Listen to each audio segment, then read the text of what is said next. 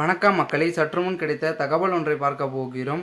அதாவது 20 இடங்களில் படுதோல்வி அடையுமா திடீர் தகவல். இந்த ஒரு அதிர்ச்சி தகவலை தான் பார்க்க போகிறோம். தகவலை பார்ப்பதற்கு முன்னதாக நீங்கள் நம்மளுடைய சேனலுக்கு புதிய பார்வையாளர்களாக இருந்தீங்கன்னா மறக்காமல் நம்மளுடைய சேனலை சப்ஸ்கிரைப் செய்து வைத்துக் கொள்ளுங்கள் மக்களே.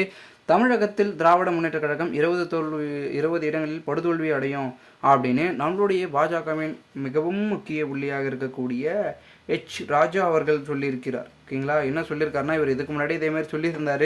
எப்போ சட்டமன்ற தேர்தலில் சொல்லியிருந்தார்.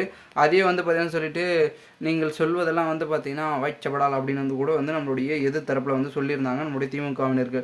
இதே சூழலில் தற்பொழுது இந்த ஒரு நாடாளுமன்ற தேர்தலும் இப்படியே சொல்லிட்டு இருக்க இந்த சூழலில் தற்பொழுது அவர்கள் திராவிட முன்னேற்ற கழகம் அவ்வளோ மோசமாக தோக்க போகிறாங்க அப்படின்னு கேட்டிங்கன்னா அந்தளவுக்கு வாய்ப்பு இல்லைங்க.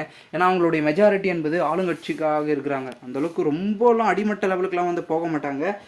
மேபி இன்க்ரீஸ் ஆகிறதுக்கான தான் வாய்ப்பு இருக்குது. ஏன்னா பிரசாந்த் கிஷோர் அவர்கள் பின்னாடி இருக்கார். ஸோ அரசியல் வியூக நிபுணர் அவர். ஓகேங்களா, அதனால் அரசியலை எங்கெங்கே எப்படி கட்டமைக்கணும் அப்படின்றத கட்டமைச்சிருப்பார்.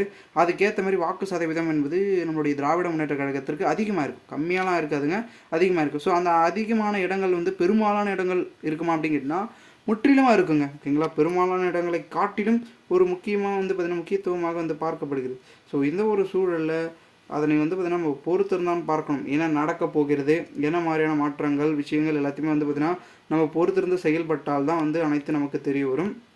மேலும் நம்மளுடைய திராவிட முன்னேற்ற கழகத்தை பொறுத்த வரைக்கும் இந்த ஒரு தேர்தலில் அதிகமான இடங்களில் பிடிக்கலாம் கூட முக்கியமான இடங்களை தட்டி தூக்கிடுவாங்க. ஓகேங்களா, ஆல்ரெடி இருந்த எம்பியாக இருந்த தொகுதிகள்லாம் பார்த்திங்கன்னா தட்டி தூக்கிடுவாங்க.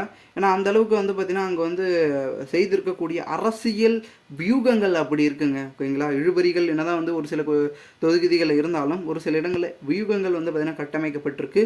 அதனால் கண்டிப்பாக பார்த்திங்கன்னா பெரும் விதத்தில் மாற்றங்கள் என்பது இந்த ஒரு தேர்தலுக்கு பிறகு நடைபெறலாம் அப்படின்னு சொல்லிட்டு இருக்காங்க. பொறுத்திருந்து பார்க்கலாம் என்ன நடக்கிறது என்பதை. மேலும் இது போன்று நீங்கள் அரசியல் சார்ந்த நிகழ்வுகளாம் தெரிந்து கொள்ள சேனலை சப்ஸ்கிரைப் பண்ணுங்கள். நன்றி.